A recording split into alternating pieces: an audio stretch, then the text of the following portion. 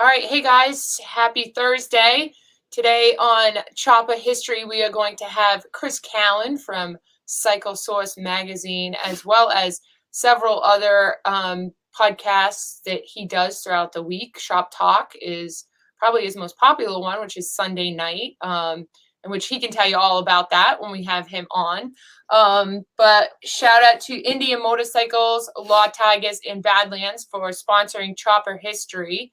And don't forget, guys, go over to our Instagram, Parowitz_CycleFab, and follow us over there.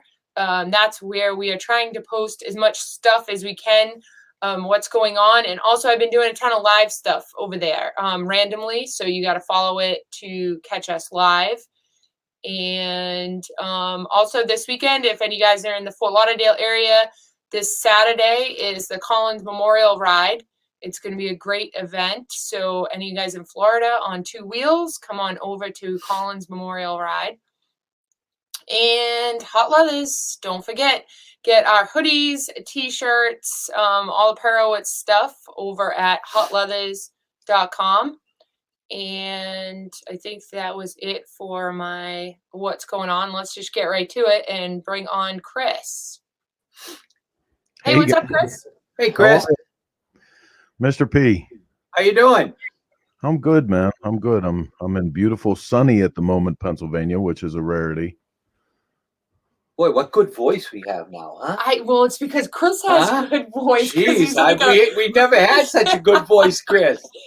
I get a lot of practice now. You know, who would have known? Obviously, I have a face for a good voice, so I'm better off with the microphone than I am the camera. Yeah. That's all right. It's the whole industry, pretty much. Right. Yeah, there's a lot of good voices. Right. Yeah, voice of the industry. Oh. So listen, I'm very, very honored to be here. This is fantastic. You know, I've been a long time. I mean, Dave, you've been my hero forever, and Jody, you've actually grown into my hero too. Like even being younger than me, watching the stuff that you've done has been incredible. It's an honor for me when you guys are on our show. So to be here and to be part of this is fantastic. Thank you so much. Well, we're glad to have you on. You know, you have a lot of interesting stuff to tell people. You know, it's all about making the industry better. And, you know, between Choppa History and all the different shows you're doing, Chris, I mean, it's just helping the industry. It's keeping everybody interested, and hopefully we get more younger people interested. And that's what it's all about. Yeah, and you know, it's everybody in the industry from all ends are doing outreach, and they're looking for opportunities of how do we bring more people into this. And surprisingly enough, one of the best pieces of advice came from Pat Jansen about that, of all people. Pat said to me that no, not Pat Patterson, Jansen. Oh, remember? Pat Jansen, the other one. Right. From Iowa. Yeah. And Pat's very intelligent. I'm not insulting his intelligence. Pat's a good guy. He's not all. We had a lot of fun together when we were doing, what was it, Allstate? Yeah, was he Allstate or Progressive? Yeah. But he's not always the most inclusive person. So when this advice came from him, you know, he said that the way to see this thing go forward is to reinvigorate the core. And I started to realize that over the generations of this, there were no guys like, you know, you guys that were doing this originally. You weren't looking around saying, well, how can we reach out to the younger guys? You just did what you did. You did it 110%. You did it in front of everybody the way you wanted to do it. And it kept people that were interested in it excited, you know? And I think that we got to do more of that. You know, we really got to reinvigorate the core and keep people attached to it. Yeah, I agree with that. It's that you got to keep changing with the times and keep people interested. And we do it naturally because it's what we love. But unfortunately, 75% of the people are doing it for other reasons. Yeah. And, you know, you got to keep them coming, keep them wanting to be on two wheels. And especially like my generation, if not younger, they don't have an interest. It's tough to get them interested. And that's what we need to target. You know, and that was like all the way back to Limpnick a lot. You know, what we started to realize was with the new generations coming into this, and that was at the time, that was Generation X, you know, But even as early as then, it wasn't even so much the lack of interest. It was just the dynamic had changed. Like when I came up under guys like your dad, I was willing to put my time in. I was willing to sit in the corner and be quiet and wait until they invited me into conversation and wait until they invited me to places. But that dynamic doesn't exist anymore. You Isn't know, that true? when you go to the generation behind me now, they just do their own thing. You know, Yeah. you invite them in, it's cool. Maybe they'll be there, maybe they'll not, but they're not going to put time in. They're not going to go by the standard procedure that we used to have to be part of things. Isn't that true? Boy, that is so true. It's you can't, we have a kid, Nick, that's around the shop all the time, and he is such a good kid and like helps out whenever is needed, like whatever you want. Like we laugh because he chops more wood than anything with DP. Well, that's part of the deal. You got to come and split wood with me at my house, you know. But exactly that, like he's not sitting there on his phone. He might be a little late, but he, always shows up. He's a good kid, and it's like, God, they don't make those in 25-year-olds anymore. It just doesn't happen. But and there are plenty of them, especially like this is what we're starting to see too in the post-millennial generation, like the end of the millennials and the post-millennials. There are many more of that generation that are starting to be attracted to tactile experience, which is working with your hands, doing stuff outdoors, being a participant, because they're suffering from tech burnout. After all the years of like technology being a part of every waking hour of their day, they're looking for those opportunities again. But there's going to be, there'll be a time period while that switches over, like everything, Yeah. Yeah. So let's get to it. So obviously, let's start with Cycle Source because you sent me this and I thought it was wicked cool. Yeah. This is one of the original right. Cycle Source magazines. When was this from? Volume 1, Issue 1, March of 1997. Sorry, 91. 97. 97. So that was a long time ago. So who's this girl? That was my stripper girlfriend at the time, and my Megaflow built shovel head motor. It was the fastest shovel head I ever had. It did, what was it? 101 horsepower and 110 foot-pounds of torque, but it had 90 foot-pounds of torque at 2,500 RPM. Like wow. It was a rocket ship, man. It was so much fun to ride. And Jim Libonetti, Megaflow, helped me build that. Cool. So it's pretty cool to go from this to this. So now the magazine is, tell us about the magazine. Well, it was, it's, I can't believe we're coming up next year is going to be our 25th anniversary. And, it started as I was working at a gentleman's club. I'll say that nicely. And that's where I met the girl. Girlfriend. Yeah. Which, like we were saying earlier, is kind of a common theme in the motorcycle industry. Yeah. Just as long as you don't make her your wife. Listen, somebody has to pay for the parts. That's no joke. So right. Yeah. I wasn't paying for too many parts bouncing at a strip club. So yeah. But then I had the next bad idea was to have a little aftermarket shop in my hometown. And I was bouncing at the strip club at night, running a little parts store. And a buddy of mine came back from Florida with a magazine. At the time, it was Florida Action Biker or Biker Action. And it was just like that. It was newspaper. It was a local thing. And we were hot shits. We were like, oh, man, we're going to do a magazine. It's going to be all about the Pittsburgh tri-state area. And then realized real quickly that not only did we not have a computer, neither one of us knew how to use one. And every 30 days since then, it's been a blur. And look at you now. I mean, here's a good picture. I don't even know what to how to describe this. All those screens, you are definitely way ahead in technology.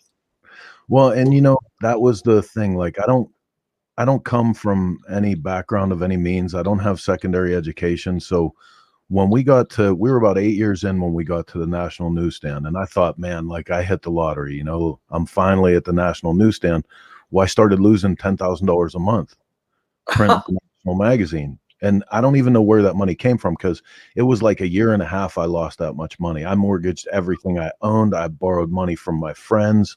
I lost relationships like they were drops of water in my hands.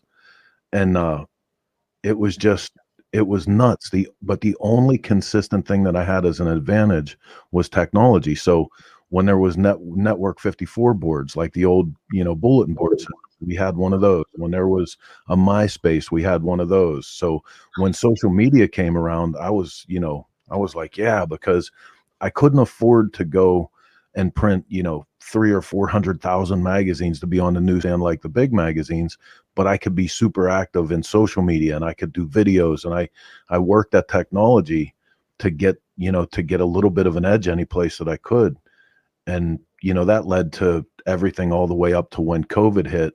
We had Heather and I, like maybe a 5-year plan to really morph into a media company rather than just a print media publication.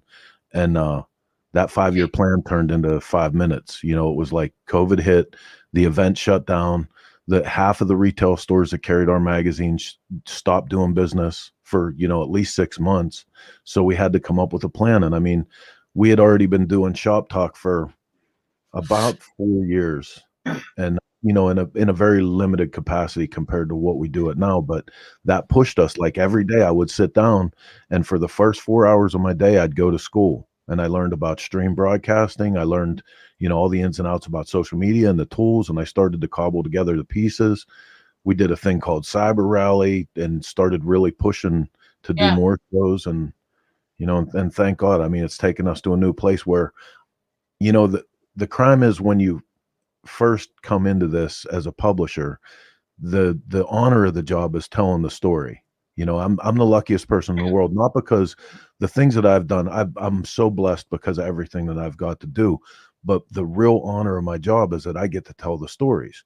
I get to be like you showed at the beginning of the show, you and me and your dad standing in front of the Cyclefab sign, man. Like that was so badass. I got to stand in front of that sign and take that picture, and that came from an interview that I did with your dad that was priceless, talking about the old days of chopper history, But when you get into this for so long, the job becomes much more about paying for the right to be there to tell the story. So it gets real convoluted. This new age of media, it's going back to being able to tell the story again, focusing on the quality of the product and the delivery. And I love that. That's a good point about talking, about the stories and stuff. And that was our point of this show, was to talk about stories and, to bring people on and stuff that you can't necessarily read about. And, you're on the flip side of it, that you can publish it and you can tell the stories. And that's cool. That's the history. That's stuff that people should know and learn. Chris, a quick story. When you were talking about, new technology and the internet and all that kind of stuff, right? In 1996, I was doing a photo shoot with Bo Pacheco. Yeah. For his magazine. Big Twin. Yep. And So he wanted to do an interview with me. And Bo and I were really good friends back then. He was traveling with us, and he was a great guy. And so he said, I want to do an interview with you for the internet. And I said, the internet? What the heck's the internet? Right? I never even heard of it. The World Wide Web. Yeah. Yeah. And so, he told me a little bit about it, And one thing Bo told me, and I've never forgot it, it's a very, very important thing, is when you're being interviewed and you get asked a question, you always answer the question with the question. Right. Yeah. And I've never forgot that. And, I'll always think about that when, especially whenever I, think about Bo and, back in those days, Yeah, and especially that question response thing is something that's really important when it comes to linear production. When it's going to be something that's going to be edited, for use in video or Right. an audio dialogue. Right. It's crucial. That's one of the hardest things to get people to do right off of the bat. But that, you talking about Bo, like Bo and Rob Nussbaum, they were two of the first guys to ever do a video magazine, and that's where Right. that's Right. where where we're all at in this today, you know, is showing that it's like a fourth dimension that it adds to all of this, being able to walk around a bike and talk with a guy. And, you know, they saw it all the way back then, man. Yeah. In fact, that interview I was just talking about, Rob was there filming it. Well, I wish I had thought of it ahead of time, because I would have done the link so we could have played it. But we played it when you interviewed Rob a couple weeks ago, maybe a month or so ago. And it's cool because it's like it's ahead of its time, but it's so far behind now, like technology wise, everything. Yeah. About the cameras that were as big as a Volkswagen Bug. Oh yeah, I know, it's giant things. Yeah. So how about this bike, Chris? Tell us a little bit about this bike. So it doesn't look like it in that picture, but that's the bike that built the magazine. When I first got to the national newsstand, as you can imagine, the first thing I found out that I was surprised about, and this is a statement of I'm not good in business. Like it's lucky for me that motorcycle people are so generous and so patient, because they let me grow into actually doing business at a real level. So I signed my national deal. I'm on the national newsstands, and 30 days later, I call my distributor and I'm like, "Hey man, where's my check?" And they're like, "What do you mean?" And I said, "Well, the magazine's off the newsstand. Like now I get paid, right?" And they said, "No, look at your contract. Like you're still another 90 days away from getting paid." And I was like, "Well, I got to print another magazine this month. What do you mean I'm not getting any money?" Right? So very quickly I learned how to do things as cheap as I could. Like I think from the year that we went national, I did a story in the magazine. It was how to go to Sturgis on $500. And I literally, from Pennsylvania, 1,500 miles to Sturgis, stayed in a campground. You know, I pretty much hoboed around everywhere, and even came home with an event shirt, but I did the whole thing for like $546. It was a major accomplishment. Wow. But yeah. I did it because I had to. Like I wrote a story about what I was doing anyway, because I was broke as a joke, and I had to go everywhere on my motorcycle. So I'd pull up, man, with my vest with all my patches on for, you know, I got 36 1,000-mile-a-day patches, and I got a dozen or more 1,500-mile-a-day and coast to coast in 62 hours. Well, all that stuff was happening because I only had a couple days to get somewhere, to be there for a couple days, and I had to haul ass home to put it all in a magazine, you know. So it was out of necessity. And that motorcycle I got nearly new. That was a 2003 Ultra Classic, and I got it nearly new. It had like 10,000 miles on it. By the time Charlie Ransom borrowed it one day and totaled it, it had 250,000 miles on it from building the magazine. Yeah. Really? You know, that's probably a big part of why you are successful, is because you've experienced it yourself. Like you went and did all those miles. You did the events. You did it on a budget.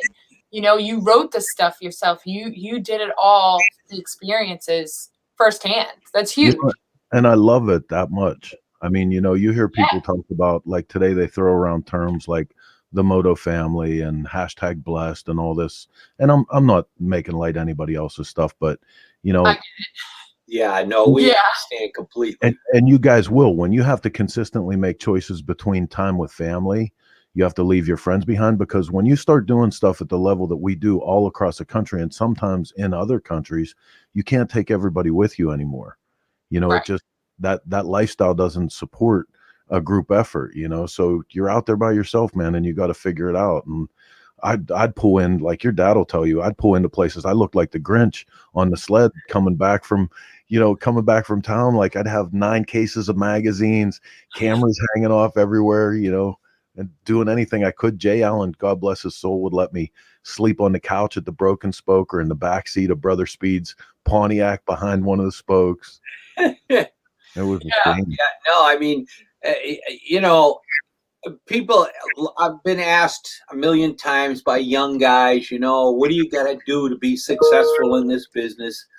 And, you know, you got to live it, man. You got to live the life, you know, and believe me, when I started out in this business, you know, the last job I had was 1970. And back then there was no such thing as a bike builder.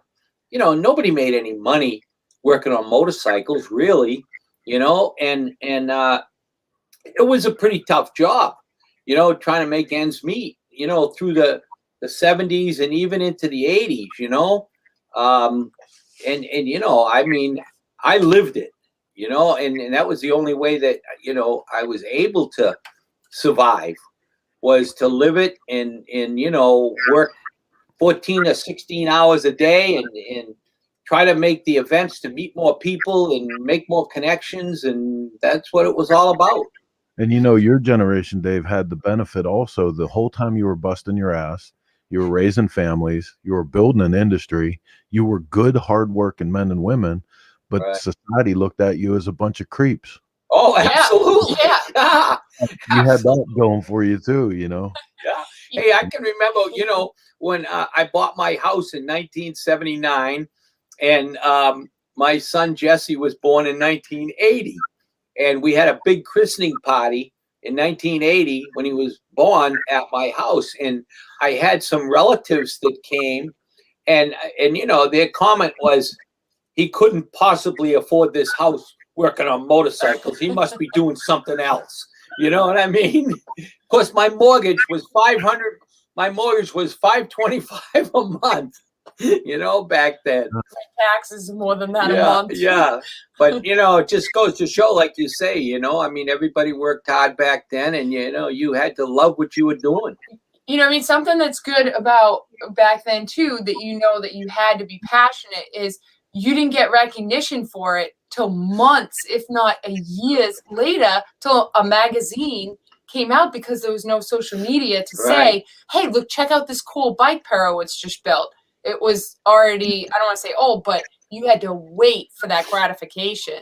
Well, and that was, you know, that's some of the stuff that I love when I interview guys like your dad, because even in one of my last interviews with him, we talked about him going to a show called They Call It Detroit, and Yosemite Sam and Donnie and all those guys. And like, you know, we forget a lot of the young builders today, it's kind of easier for them to get that recognition. So they get spoiled, and maybe they'll go out to that one show like, this is my Born Free bike. Where in my time, even, and in your dad's time especially, it was a campaign, man. Like, you would set up your calendar year of getting to as many things as you could to make sure that you got complete saturation, that everyone knew you were rolling out that new bike. You know, it wasn't it wasn't as easy in that regard at all as today.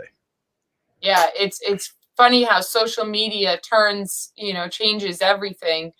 And, you know, sometimes it's for the good and sometimes it's not so good, you know, that people, like you said, almost have it too easy, you know. And two, I think another thing with social media is you can be very deceitful.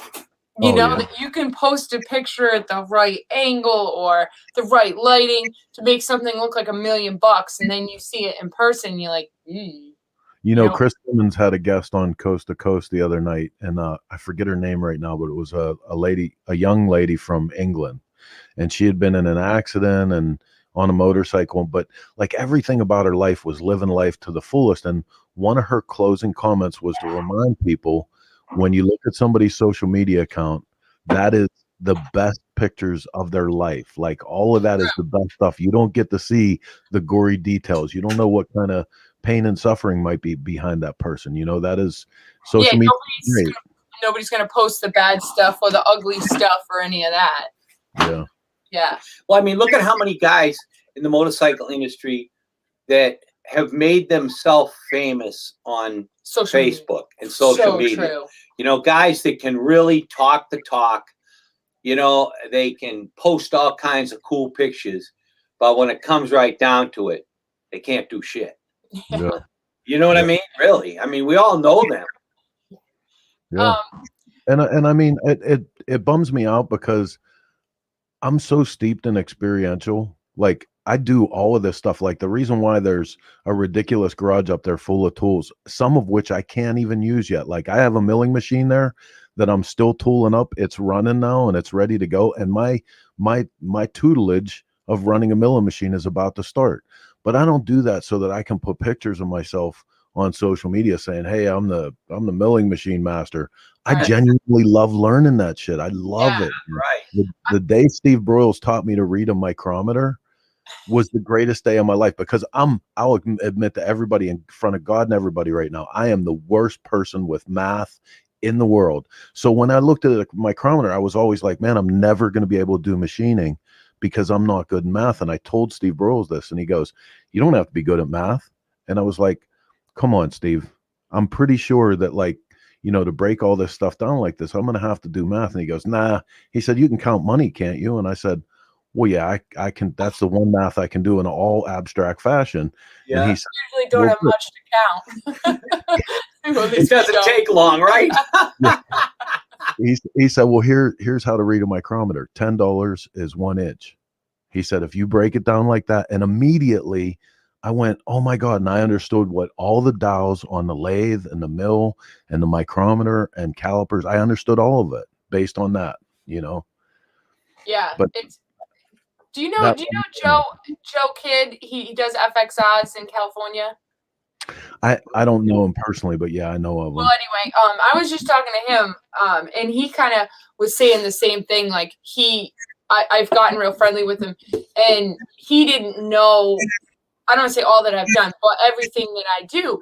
And he was overly impressed because he's like, you don't post that on social media. I'm like, no, because I don't, because I don't do it to get recognition for it. You know, I don't set up pictures, so to speak. Like, you know, there's some pictures where I look goofy that I post, whatever. It is what it is. Like, I'm not, this is what we do. This is our life. So I don't post everything just for that reason. And there's so many people that post it exactly like what you said. Like, you could set up that milling machine and take a bunch of pictures and never even turn it on. And all of a sudden you're a professional. Right. You're a machinist. Yeah. Right. I'll get heat from guys. Who'll be like, dude, if I put down a weld like that, I wouldn't show anybody. I'm like, I'm so happy that I got 2 pieces of metal to stick together. I don't know what you're talking about. Like, it, you know, and it gets better all the time. And like you said, that is what it is. That is my honest approach. This is what I do. You know, like I'm on my path. If your path is weld porn, that's great. Yeah, exactly. Right. Exactly. I'm gonna start hashtagging paint porn. Yeah. That could be a new hashtag. We got somebody, actually Big D wants to know if Chris got his cabinets hung up. I did. So I'm doing the same like you said. You're doing a bunch of just live day in the life stuff, and I'm showing people that stuff. Like, I got some cabinets that were from an office supply store or something that, you know, they were doing a resale on old office supply, and I got these 2 great cabinets. Well, they're tan like office stuff is, and they were a little shitty from sitting in some guy's garage. So I took them and, you know, roughed them up with some Scotch-Brite and took some Snap-on red paint and hung them up in my garage, and they're great. They're full of stuff already, you know, but I'm just showing people, like, that's the real deal. If you think that, you know, people at this level of the motorcycle industry have like a company come in and design their garage and put that ain't how you make it. That's so true. Right. That's so true. We take other people's scrap and repurpose it and make it look nice. Yeah. That's proper history right there. Absolutely. GP is infamous for that. Yeah. He's actually doing it to one of his bathroom vanities right now. Well, that's a nice vanity. Yeah. So see, we don't just paint motorcycles, we paint vanities as well. Heather asks me that stuff all the time. I'll pick something up and she'll go, what are you going to do with that? I'm like, hey, this is good. Like, you feel this thing? This is made well. Right. I do the same thing. Yeah, he does. He so Absolutely. Does. Jason Sims wants to know what is next for PsychoSource or for PsychoSource Media. Source Media, the next big thing we're doing is we're actually doing a ride along on the chase. So I was hoping you were going to say that. I'm so excited about it too, because, you know, that's been one of the great pleasures for me is through this whole pandemic thing. I got to really get to know Jason and Rob and now so many people from the Motorcycle Cannonball family that, you know, and I'm going to admit this is going to kill Jason for me to say this out loud. Should we give a pause so that we'll get alert and listen? No, just block him from commenting so he doesn't call me a bastard. But you know, before I was involved like this, being a from the Rotten Chopper kid ranks, I looked at the Motorcycle Cannonball. I was like, well, you know, it's great. It's a bunch of rich old guys, you know, showing off their expensive motorcycles and blah, blah, blah. And now that I've had a year of engineering their show and getting to hear their stories, and there's so many magical moments that go on, and there's so many good people involved in it. It has really turned my head around. And, you know, I want to do more of that. I want to be at those parking lots. I want to be on the side of the road. I want to bring those stories. I want to do more of it. I got to get more of that. That you will have so much fun on the chase. I mean, that was, I don't want to say I had more fun on the chase than the Cannonball, but I really did, because everybody is on the same level, because you're alone. You know, yeah, you have your friends with you or whatever, but you have to bring your own stuff. You know, you don't have a crew with you. You have to know your motorcycle, and everybody's in the same boat. So yeah, somebody can help you, but they're only going to help you to a certain point, because they got to work on their own stuff.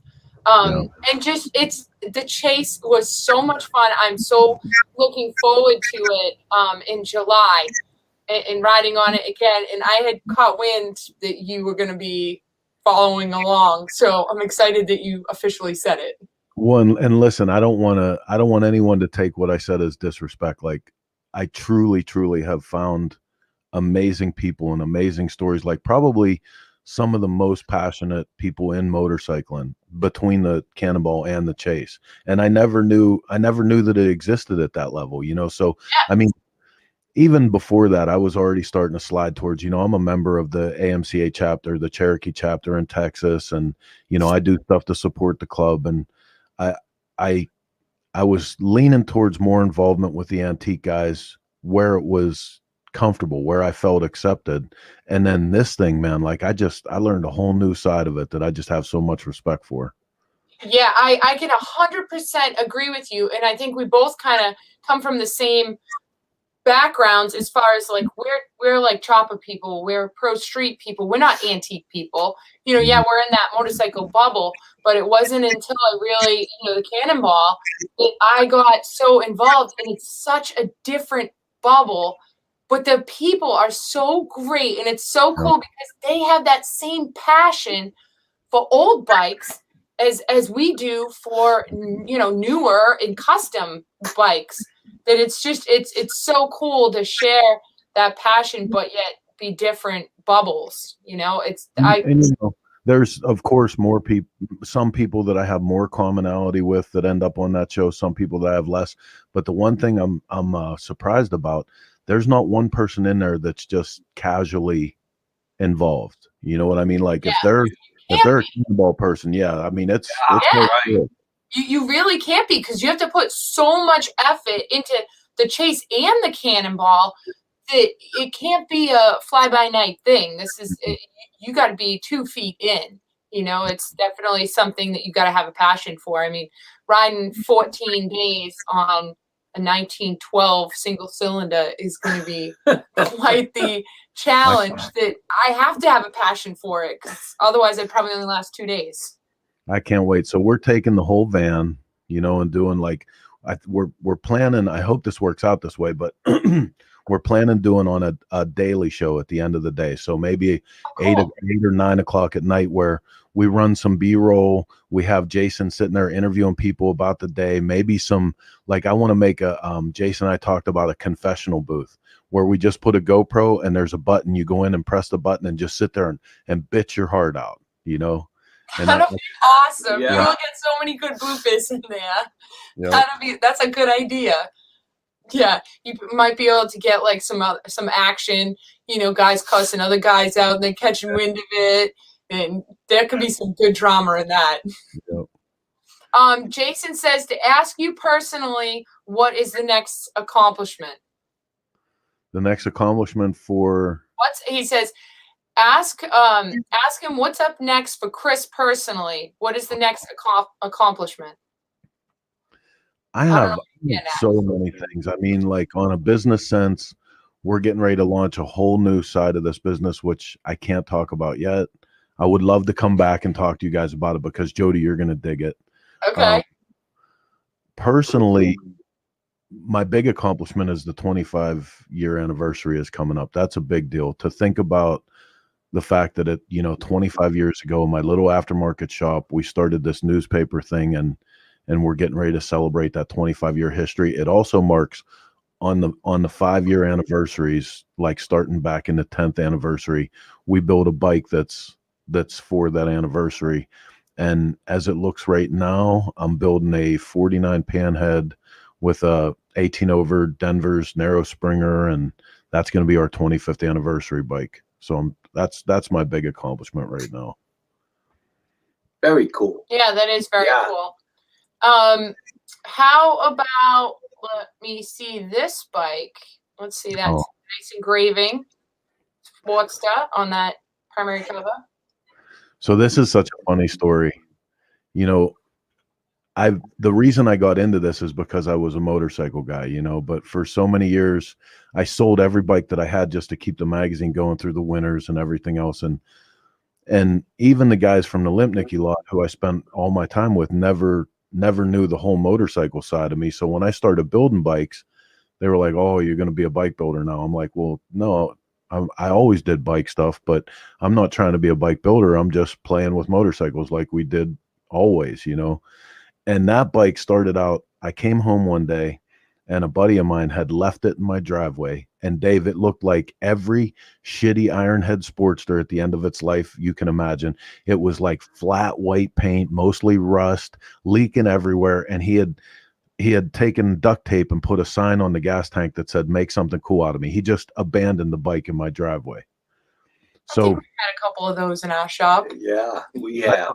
Pressure washer ran and just like knocked all the grease and grime off of it, and I disassembled it and I put it up on a shelf, and I was like, someday I'll get to that. It'll be a little project. Well, when Heather first came to the magazine, Heather had a lot of history as the operations manager for Broken Spokes all over the country, but it's different when you're telling somebody's story. Like, I wanted her to understand how much work goes into building a bike and the sense of pride that a guy gets from doing it. So I made her build that bike with me. That was our first project together. I said, "I want you to, from start to finish, I want you to grind on this. I want you to sandblast on it." We did an old Super Glide tank and split the tank and did a narrow tank on it. I moved the mechanical brake up to a real, left side tank shifter. Did a whole transfer thing with that, and she worked the whole way through with me, and it was done without any of the engraving. And being a bike guy, like Mike Lichter has always been one of my heroes too. And Michael called me up and was like, "Man, I'd really like to have you in my show." And it was the year he was doing the Richie Pan tribute. And he said, "But this year's thing is skin and bones." He said, "And there's really nothing about your bike except the seat. I did the leather seat on it." And he said, "There's nothing except that fits this." He said, "I wish there was some engraving or something." And I said, "Michael, if you're telling me I can be in your show if I engrave this bike, I'll pull the motor out today and I'll engrave the whole motor." And he was like, "Are you serious?" And I said, "Yeah." And anybody who's a professional engraver, I'm not insulting you by saying that I am an engraver, because I did that with a Dremel tool. It was me putting art on my motorcycle, and I'm not claiming to be anything. It's just what I did. But the whole thing was a tribute to the board track kind of bike and the wall of death. So it was called Bored to Death. And I put the carnival barks from the wall of death, crazy riders, crazy drivers, motorcycle maniacs here at the wall of death. Wow, you did a pretty good job on that, Chris. Yeah. Well, Really? thanks. Yeah, that's cool. It got me into Michael's show, and I've been lucky enough 2 other times since then to be in Michael's show, and very big honor for that. But that's still one of my favorite bikes because of how much story is behind it. That's cool. So Jason says that's all work related. What's he gonna do for fun that's not work related, or is there such a thing? What is he talking There's something about? he's trying to get out of you, Chris. What's he getting That's what it at? looks like. I hate to say this, but work and fun are the same thing for me. Like, I paint. Exactly. 100%. Yeah. I paint, but I paint motorcycle people. I play in a band, but I play with motorcycle guys at motorcycle events. I build motorcycles so that I can take them to motorcycle shows. Like, everything that I do is in and around motorcycles. So tell them to be specific. Tell me what you're trying to get me to talk about. Yeah, I like, know all it. right, just say it, Jason. What are you trying to get at? You know, it goes back to what we were saying, that this is a passion, is because everything that we do, and DP are this, and I are the same way. Everything revolves around motorcycles, and not even on purpose. It's just what we do. It's, you know, like, he has some people working at his house that are motorcycle people. They're all, you know, our customers or friends. It's Yeah. all, we almost don't deal with anybody that doesn't have to, or anything that doesn't have to do with motorcycles. We go to Daytona and we might stay an extra day and do non-motorcycle things, but it's because we were there for motorcycles, you know, like Heather and I stayed in Daytona for an extra 3 weeks this year. Oh yeah, so Yeah, you we saw Tom got and together Tom down and there DP. that one night. And we still did motorcycle stuff with motorcycle people. Right. You know, Yeah. I think we had one day, and Heather gets teared up when she tells her story because we failed day off. Somebody just commented, tell them about day off in Daytona. We were going to go to the beach and walk on the beach. So here's this romantic picture of Heather and I with a day off and hand in hand on the beach. And on the way there, we stop and buy. I don't have anything, so I buy some flip flops and some shorts, and you know, we get sunglasses and stuff. And here we go on the beach. I find a parking spot right at the end of the, you know, where you come from 1 to A1A. Right there, we pull in and park, and we're on the beach. And about 5 minutes into walking down the beach, I'm like, you know, I really want to get a boogie board and go swimming. And she's like, well, I want to get a towel so I can lay on the beach. So she said, I'll walk down to the next, you know, beach opening, go back, get the truck, pick me up, and we'll go get a boogie board and some stuff and go back on the beach. I do that. She walks 3 more instead of the next one. I park the truck, can't find her. I wait there for 20 minutes or so. I start walking back the other way while she starts walking back. I go out on the street. She walks past the one that I was at. I walk back down past the other one. We spend the next 2 hours circling the beach looking for each other. At this point, I realized the shorts I bought were too small. The flip-flops were too big. Everything on me hurts. I'm pissed. And she's crying. We completely failed day off. Yeah, you guys should stick to motorcycles. Right? Yeah, you can go on a beach vacation later. When the whole thing started, because when we got there, she's like, well, make sure you get your cell phone. I went, no, this is our day off. Leave the cell phones. Oh boy. Yeah, so much for that. Yep. So Jason said nothing specific. I only know Chris and work. What you want to accomplish non-work related, like fishing, write a book, build a snowman?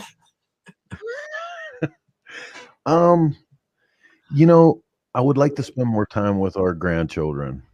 If I could find my way to having some more personal time, that's what I would do, because they came here last summer, and this was one of the many blessings of COVID. Like, as bad as COVID has been on our culture and our economy and everything else, I believe that in some ways it taught us to slow down and pay attention to the things that are important in life. Yeah, I agree. And we got to spend a whole week with our granddaughter and grandson here at our house. And I got to take them to do something that my grandfather did with me, you know, because we're throwing everything at them, video games. And I made a little water park in the backyard, and let's go to the zoo and let's do this. And their favorite time was when I took them to do what my grandfather did with me on a Sunday afternoon. We went and caught mud bugs in the local creek. What are mud bugs? Do you know? We must not have mud bugs up here. So they're crayfish, like the little. Okay. Yeah, we have crayfish. So traditionally, the way you catch mud bugs is you get a little soup ladle and a little container, and you know, when they go backwards, you scoop them up and you put them in your container. We spent the whole day doing that, and the rest of the week, that's all they wanted to do. Still to this day, when they call me up, they're like, "Pap, can we come down and catch mud bugs?" You know, and like those are the really good things in life when you get to watch young people, and this carries over to motorcycles too. One of my favorite things to capture in a camera or on video or anything is watching younger people in that moment of discovery. That is the best shit that there is in life. I've been doing that with my nieces. And I have a pond in my yard, and we catch, there's tons of fish and turtles and stuff, and we feed the turtles, but we catch the fish. And she'll scoop real quick, and she won't get anything. She'll be like, "See, I didn't get one." I'm like, "You gotta do it faster, Mia. You gotta do it faster." And she's once again like almost falls off the end of the dock, scoops it, and she gets one, and she's like ecstatic, that she caught one. But it's funny you say the crayfish, because I do have a whole bunch of crayfish in my pond, but I seem to only see them at night with a flashlight. Yeah. Well, they're always just, if you look real close, they're always right under the edges of the rocks. You can see their little claws sticking out. And that's the trick, is to come at them from the front, and they run backwards. They swim backwards. Yeah. Mud bugs. Yeah, I never heard that mud bugs before. Yeah, that's an old hillbilly thing. Yeah, I bet. All right, Chris. Well, do you want to plug your show? So Shop Talk Sunday night. Shop Talk Sunday night. I also engineer Coast to Coast on Tuesdays at 9. Cannonball Chronicles at 9 on Wednesdays. Those are fantastic shows with completely coast to coast. Chris and Michael do an incredible women's motorcycle history show that's fantastic. Cannonball Chronicles, obviously Rob Nussbaum and Jason Sims with the motorcycle Cannonball and Chase people, and tons of stuff. I mean, we're getting ready to launch some new stuff, some new linear programming. We did our documentary from Sturgis last year. Excuse me. But yeah, it's just, this is a great time to be in this. Anybody that complains right now doesn't realize that motorcycling was always a hard gig, like Dave said, but now to have so much access, man, and to be able to take people on that ride, if you're complaining right now, man, you're in it for the wrong reason. Yeah. Yeah. Hey, I thought you were coming up here for Easter. I was supposed to.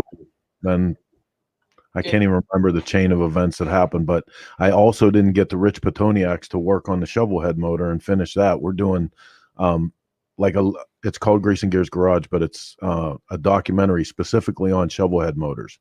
So like people today are getting in the habit of something's junk, it just gets thrown away, or they just buy new stuff.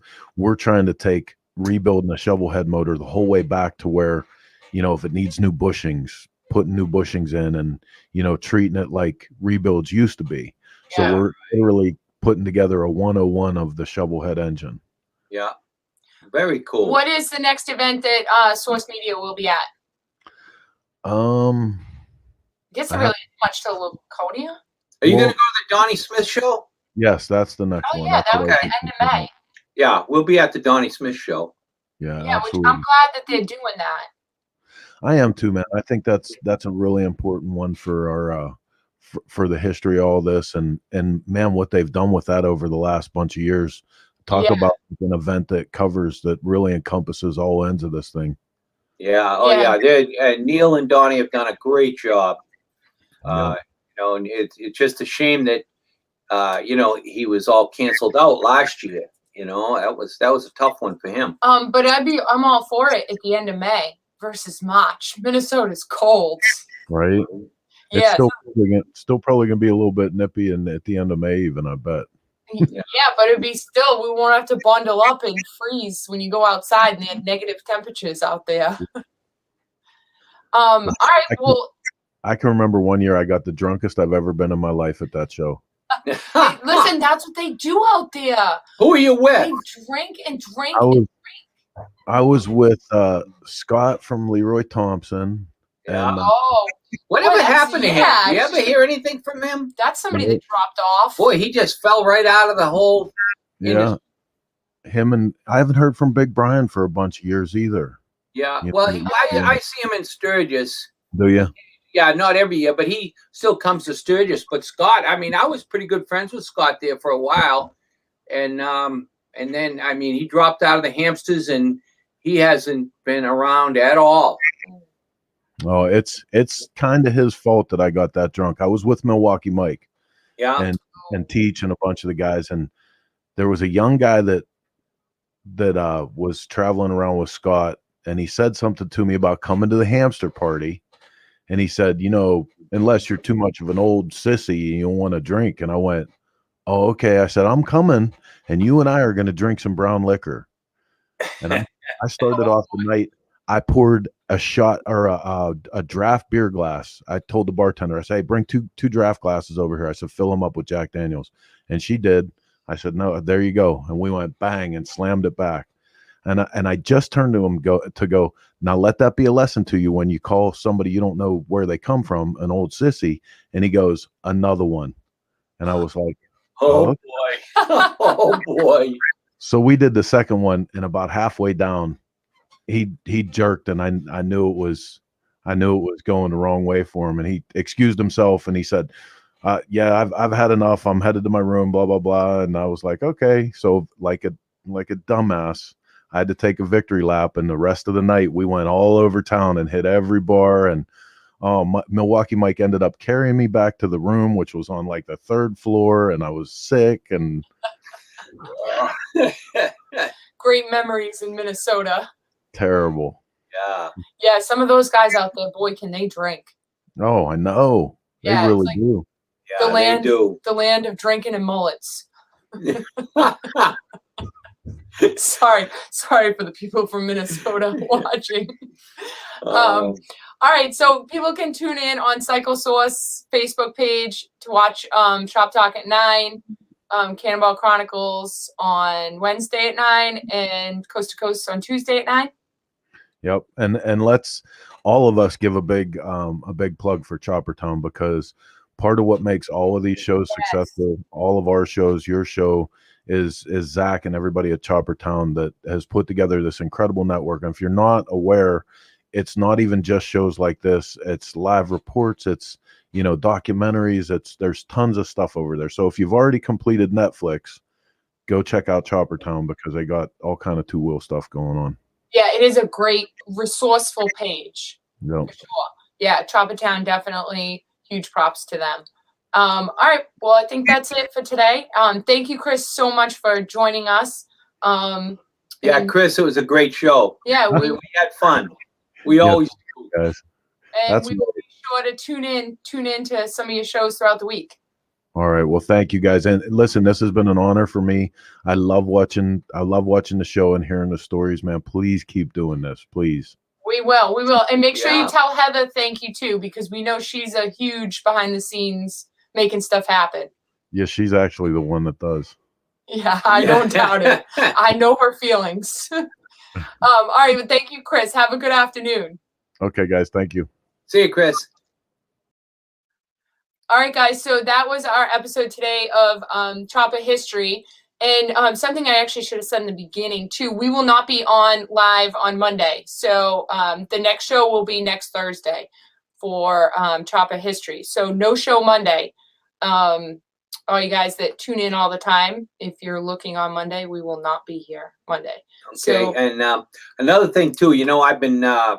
every week I've been talking about the old digger stuff. I'm looking for digger stuff. Well, I've actually found enough stuff to build several diggers now. hey, actually, maybe we should go live on Instagram, and you can show the digger you just got. Yeah, I just got everybody go over to Instagram. Rigid chassis that's awesome. Yeah, so I'll go live over there. So go to Instagram, and we'll go live and show it. Okay. Yeah. So all you guys cool. that are tuning in right now, if you have Instagram, go over to the Perowitz_CycleFab page, and we'll go live and show that chassis in a couple minutes. I am still looking for old iron head motors. Has to be pre-70 though. So if anybody has any old junk iron heads kicking around, let me know. And I am going to be building some iron head diggers just like we did back in the 70s. Okay. All right, guys. Thank you for tuning in to Chopper History, brought to you by Indian Motorcycles, Law Tigers, and Badlands. And we will catch you next Thursday. So no show Monday, next Thursday. And if anybody in the New England area is looking to go to a good swap meet, Stafford Springs, Connecticut is this weekend. So Sunday this only. Sunday. And it'll be a big swap meet. I'll tell you that. Which actually, maybe on Thursday, we can see what you got at the swap meet. Oh, boy, all the treasures that I'll probably bring home. Yeah, right? He'll probably come back with more than he left with. Yeah, I hope not, because I got a lot of stuff to bring. All right, guys. So we will catch you next week, next Thursday for Chopper History. Thanks everybody for tuning in. Thanks to Chris for a great show. Okay, thanks, Chris.